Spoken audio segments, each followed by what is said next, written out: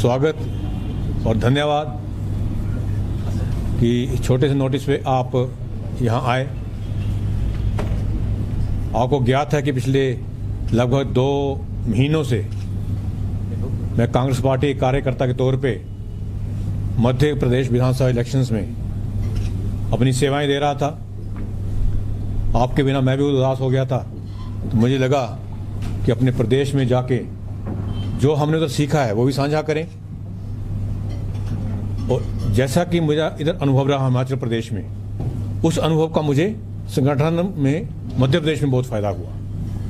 मुझे आप सबको बताते हुए खुशी हो रही है कि जो हमने जीत का शुरुआत हिमाचल प्रदेश में करी थी कांग्रेस की सरकार बनाकर, उस जीत को हम मध्य प्रदेश में दोहराने जा रहे हैं, वो भी 2/3 मेजोरिटी के साथ। और मैं एक बात और बताना चाहूँगा,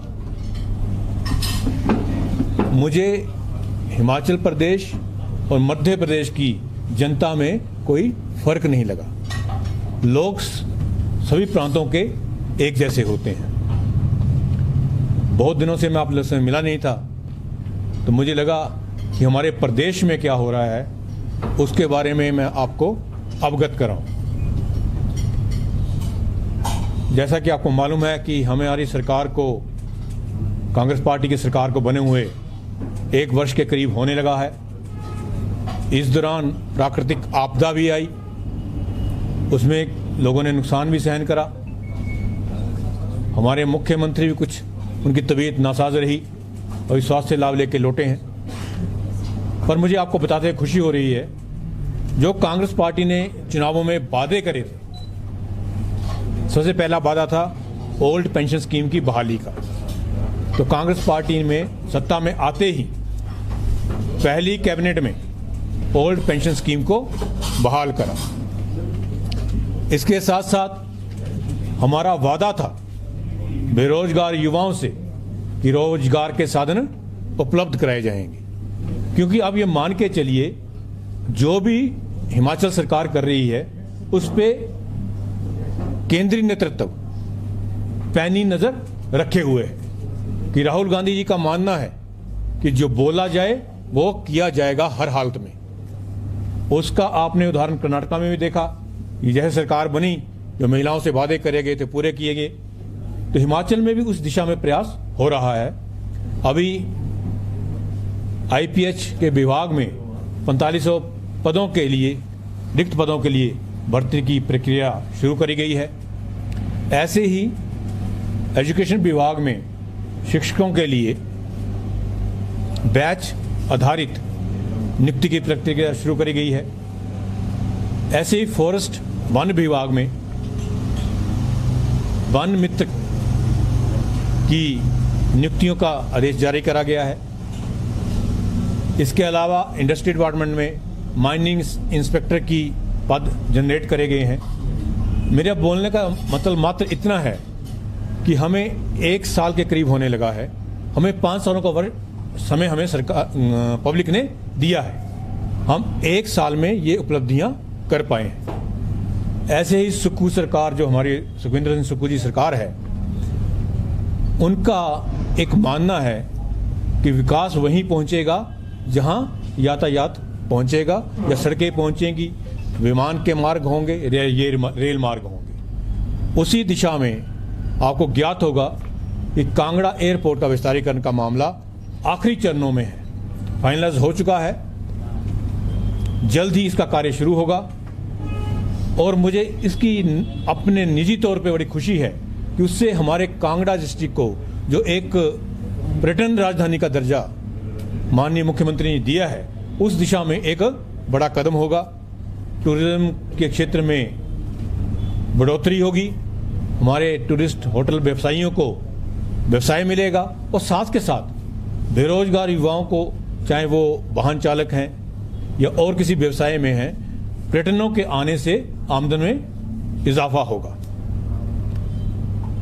पर ऐसे ही सुक्खू सरकार ने, सुखविंदर सिंह सुक्खू जी सरकार ने हेलीपोर्ट, हेली टैक्सी के लिए भी हर जिलों में बोला है। और मैं मानता हूं कि कांगड़ा के एयरपोर्ट का विस्तारीकरण होने से कांगड़ा डिस्ट्रिक्ट को फायदा होने वाला है। पर जहां बीजेपी की बात करी जाए, पिछले 15 वर्षों से हम लोकसभा के इलेक्शंस में नहीं जीत पाए हैं कांग्रेस पार्टी। और साथ ही साथ ये बताते दुख भी होता है कि एक जो केंद्रीय नेतृत्व के अंदर आता है रेल मार्ग, उसमें 1 इंच भी इजाफा पिछले 15 वर्षों में नहीं हुआ है। और जो ट्रेन छोटी चल भी रही थी वो भी कई महीनों से बंद पड़ी हुई है, जो कि एक हमारे जो बीजेपी की सरकार के नुमाइंदे हैं, ये केंद्रीय नेतृत्व है जो बोलता है कि हमारे दिल में, वो तो कहते हैं मोदी जी की हिमाचल मेरा दूसरा घर है। तो रेल की दृष्टि में कोई आगे 1 इंच भी रेल लाइन की बढ़ोतरी नहीं हुई है। जो हमारी सरकार ने काम करे हैं, हम मान सकते हैं कि प्राकृतिक आपदा आने के कारण गति धीमी हो सकती है, पर हमारे निश्चय जो है वो दृढ़ निश्चय हम हैं। जो हमने वादे करे हैं उन वादों को धरातल पे उतारा जाएगा। फंड नहीं मिले। जो सरकार केंद्र में बैठी है वो अभी जब हम विधानसभा इलेक्शन जो 5 राज्यों में हो रहे हैं उसमें जो कांग्रेस प्रचंड बहुमत के साथ आएगी तो मैं समझता हूं केंद्रीय सरकार जागेगी। पहले भी जब 3 म्युनिसिपल कॉर्पोरेशन के इलेक्शन हुए थे और बाई इलेक्शन हिमाचल प्रदेश में हुए थे तो गैस के सिलेंडर दाम कम करने का श्रेय हिमाचल वासियों को जाता है। अब जो 5 राज्यों में चुनाव हो रहे हैं, और मैं खास तौर से मध्य प्रदेश की बात करूंगा जहां मैं खुद 2 महीने अपनी सेवाएं दे के आया हूं कार्यकर्ता का नाते, वहां प्रचंड बहुमत से सरकार आएगी और मैं समझता हूं उसके बाद शायद जो केंद्रीय बीजेपी की सरकार है उनकी कुंभकर्णी नींद टूटे और जनता की तरफ ध्यान दें, महंगाई की तरफ ध्यान दें और बेरोजगारी की तरफ ध्यान दें। हम तो हिमाचल में कांग्रेस पर सत्ता में होने के नाते जो हमने वादे करे हैं उन वादों की तरफ हम कदम दर कदम बढ़ते जा रहे हैं। धन्यवाद। कोई आपके क्वेश्चंस हैं तो मैं लेने के लिए तैयार हूं। सर, ओपीएस के अलावा कोई ऐसी गारंटी नहीं है जो धरातल पे दिख रही है? मैं आपको पहले ही बोला है, अभी मैंने अपने संबोधन में बोला, हमें 5 वर्ष का समय मिला है। आपदा में 2-3 महीने निकल गए हैं। हमारे मुख्यमंत्री जी अभी स्वास्थ्य लाभ लेके आए हैं और जो योजनाएं पेंडिंग चल रही हैं उनको कार्य कर रहे हैं। इसकी मैं आपको बोला है, प्रदेश नेतृत्व से ज्यादा केंद्रीय नेतृत्व इस चीज को देख रहा है कि जो भी हमारी गवर्नमेंट्स सरकारें घोषणाएं करती हैं वो धरातल पे उतरे। कर्नाटका में एग्जाम्पल आपके सामने है, कर्नाटक में हमने करा है और मध्य प्रदेश में करके दिखाएंगे। लेकिन आप कहते हैं कि हमें 5 वर्ष का कार्यकाल मिला है। भाजपा जब लास्ट कार्यकाल में थी तब भाजपा द्वारा बहुत से संस्थानों की घोषणा की गई, नोटिफिकेशन की गई। कांग्रेस सत्ता में आई और डी नोटिफाई हो गया। ऐसा ना हो कि आप भी 5वें वर्ष में अपने तमाम वादे पूरे करें और भाजपा फिर से सत्ता में आए और आपको डी नोटिफाई कर दे, तो ऐसा ना हो प्रदेश की जनता तो डी नोटिफिकेशन में उलझी रहेगी। नहीं, आप मैं इसमें ये तो जो सारी दुनिया बोलती है आप उस तर्क को मान्य कर रहे हैं कि बीजेपी झूठ बोलने के अलावा कोई काम नहीं करती। उस मेरी बात पे, लोगों की बात पे आप मोहर लगा रहे हो और जाते साल में घोषणाएं कर रहे हैं। हमने तो आने से पहले घोषणाएं करी हैं और हम बोल रहे हैं कि 5 सालों में घोषणाओं को पूरा धरातल पे उतार के जाए। सर, सवाल तो वही है कि क्या बाकी गारंटियां 5वें साल के लिए रखी हैं? नहीं, ऐसा नहीं है। अभी आप देखिए कि जो हमने बेरोजगारों को रोजगार देने की बात करी थी उसके बारे में मैंने आपसे बात करी है। वन विभाग वन मित्र केंद्र की नौकरियां निकाली गई हैं। शिक्षकों की बैच वाइज भर्तियों के लिए निकाला है। 4500 पद जो है IPS में हमने चिन्हित करे हैं। 1 लाख नौकरियों की बात, 1 लाख में से अब ये नौकरियां जो बनती हैं 5000 या 6000 उसमें से माइनस हो जाएंगी। 1 लाख 1 साल में देने की बात करी है, हम करेंगे, हम मुकरने वाले नहीं हैं। सर, विपक्ष आरोप में कहना है कि कांगड़ा से भेदभाव हो रहा है। कांगड़ा की जो बड़ी परियोजनाएं हैं, चाहे सेंट्रल यूनिवर्सिटी का मामला हो, प्रेशर बन पड़े हुए हैं, क्या कहेंगे इस मामले? ऐसा मैं एक कांग्रेस कार्यकर्ता होने के नाते कह सकता हूं कि मुख्यमंत्री जी का पूरा ध्यान कांगड़ा की तरफ है। मुख्यमंत्री जी खुद कहते हैं मैं कांगड़ा से बिलोंग करता हूं और कुछ जो आपदा आई, प्राकृतिक आपदा, उसके कारण कुछ चीज़ें रुकी हैं। क्रशर्स की जहां तक बात है, एक कमेटी का गठन किया गया है, अभी उसकी रिपोर्ट हुई है सबमिट। जल्द ही जो निर्णय होगा एनवायरनमेंट को ध्यान में रखते हुए, जनता के हितों को ध्यान में रखते हुए वो निर्णय जल्द लिया जाएगा। डॉक्टर साहब, कांग्रेस 1 साल से लगातार बातचीत करते आ रही है, आप भी सुन रहे हैं उनकी बात, लेकिन उन्होंने जो वायदे किए थे आपके उप मुख्यमंत्री मुकेश अग्निहोत्री ने कि पहली कैबिनेट के बाद प्रत्येक महिला को 1500 रुपया मिलेगा, तब कोई भी आपदा नहीं था, न प्राकृतिक न अप्राकृतिक। तो क्या ये सिर्फ चुनावी जुमले थे? ऐसा है कि वो सारी चीज़ें प्रोसेस में है, पर आपको मालूम भी होगा कि मुख्यमंत्री जी ने लाहौल स्पीति में पूरे गांव को ही एकदम से एक मुश्त 1500 रुपये माह देने की घोषणा कर दी थी। पूरी महिलाओं को 1500 रुपया देने का वायदा किया था।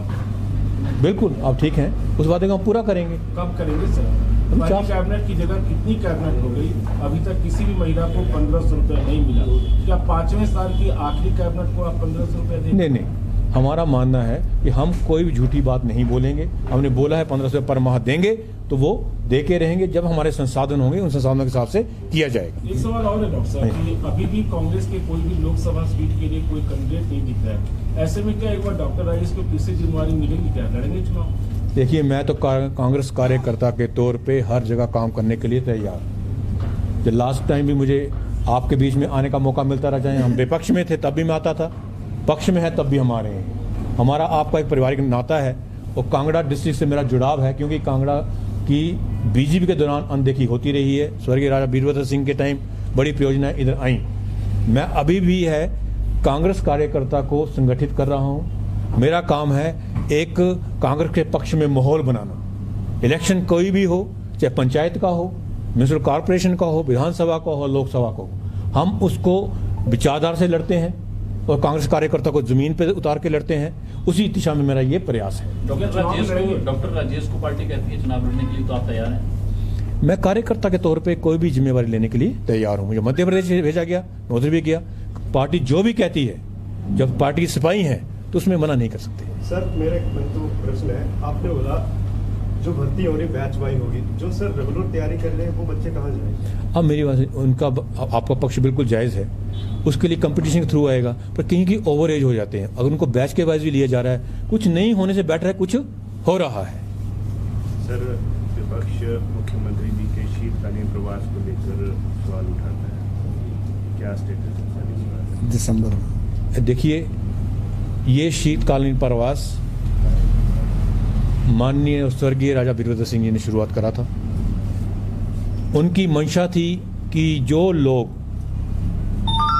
अपने, जिनकी इनकम बड़ी कम है, शिमला तक नहीं पहुंच पाते हैं, अपना दुख दर्द मेरे घर द्वारी, और वो तो ऐसे थे कि खुद ही कंस्टिट्यूंसी पहुंच जाते थे, क्योंकि वो ऑलमोस्ट यहाँ 1 महीने के करीब या 1.5 महीने के करीब रहते थे। और कोई भी दिन ऐसा नहीं होता था जिस दिन वो दौरे पे नहीं जाते। चंबा डिस्ट्रिक्ट को पूरा कवर करते थे, जोगिंद्रनगर तक कवर करते थे, पार्ट ऑफ हमीरपुर कवर करते थे, हर कंस्टिट्यूंसी को कवर करते थे। अगर वो कभी वापस ना आ सकते, कहीं दूर दरगम के इलाके में होते थे, तो उधर रुकते थे। वो मकसद था जनता तक पहुंचना, क्योंकि कांग्रेस पार्टी की विचारधारा भी यही है कि विकास की व्यवहार जब तक लाइन में सबसे आखिर के आदमी तक नहीं पहुंचेगी, तब तक हमारा सरकार में आना बेमाने है। तो वीरभद्र सिंह जी ने शुरुआत करी, उस शुरुआत जो करी थी वो धूमल जी ने ही निभाई, उन्होंने काम करा। पर पिछले कुछ वर्षों से उस प्रथा को तोड़ा गया है। मैं पर्सनल तौर से इस बात से आहत हूं। मैं चाहूंगा कि मुख्यमंत्री महोदय हमारे सुखविंदर सिंह सुक्खू जी हैं, इस प्रथा को कायम रखें। प्रथा नहीं है, लोगों से जुड़ाव की एक शुरुआत जो हमारे कांग्रेस के विचारधाराएं करी है, उसको शुरू रखेंगे तो मुझे लगता है कि आम जन जो नौकरशाही में कई बार फंस के रह जाता है, उसको शीर्ष नेतृत्व तक पहुंचने का मौका मिलेगा। क्योंकि मध्य प्रदेश जो है बहुत बड़ी स्टेट है और उसमें डॉक्टर राजेश को काम करने का मौका दिया है। क्या जो पार्टी हाईकमान है उनकी गुड बुक में आपका नाम दर्ज हो चुका है? और दूसरा ये कि एक्सपीरियंस वहाँ से किस तरह का खुद को मिला है अनुभव, और भविष्य में वो अनुभव किस तरह से काम आने वाला है? अब ये मान के चलिए कि जब मुझे विधानसभा की टिकट मिली थी एमएलए की, गुड बुक्स में तभी आ चुका था कि मुझे सबसे मुश्किल कंस्टिट्यूंसी दी गई थी, जो कांगड़ा डिस्ट्रिक्ट में 20 साल से कांग्रेस नहीं जीत रही थी और 2 टर्म से उसका डिपॉजिट लूज हो रहा था। हमने उसके करके दिखाया। तो कांग्रेस ने उसी मेरे में विश्वास जताते हुए इस बार मुझे मुश्किल कंस्टिट्यूंसी दी है, विदिशा लोकसभा, जिसमें 8 विधानसभा आते हैं। पिछले 25 साल से वहाँ से एमपी बीजेपी के रहे हैं। अटल बिहारी वाजपेयी जी रहे, सुषमा स्वराज जी रहे, माननीय हमारे जो ये मुख्यमंत्री हैं शिवराज सिंह चौहान जी रहे। और पिछली बार विधानसभा जो मुझे 8 सीटें दी गई हैं, उसमें से कांग्रेस मात्र 2 जीत पाई थी, उनमें से 1 भाग गया था। तो on record 1 he seat Congress के पास थी। मैं आज आपको माध्यम से दावे के साथ बोलता हूं कि कि कांग्रेस की विचारधारा और आपके भाई ने वहां जाके ऐसा काम करा है कि कम से कम हम 6 सीटें 8 में से जीत के इस बार मध्य प्रदेश में उस लोकसभा से आएंगे। ये कांग्रेस पार्टी की शीर्ष नेतृत्व का एक कांग्रेस कार्यकर्ता में विश्वास है। और मैं जुझारू हूं, पेशे से डॉक्टर हूं। मैं जब तक आखिरी सांस है पेशेंट में तब आस नहीं छोड़ते हैं। और कांग्रेस तो एक 200 साल पुरानी पार्टी है, उतार चढ़ाव पार्टी में चले रहते हैं, पर विचारधारा है आम आदमी जनमानस का उद्धार करना। उस विचारधारा के साथ हम चले हुए हैं। Thank you sir, thank you very much.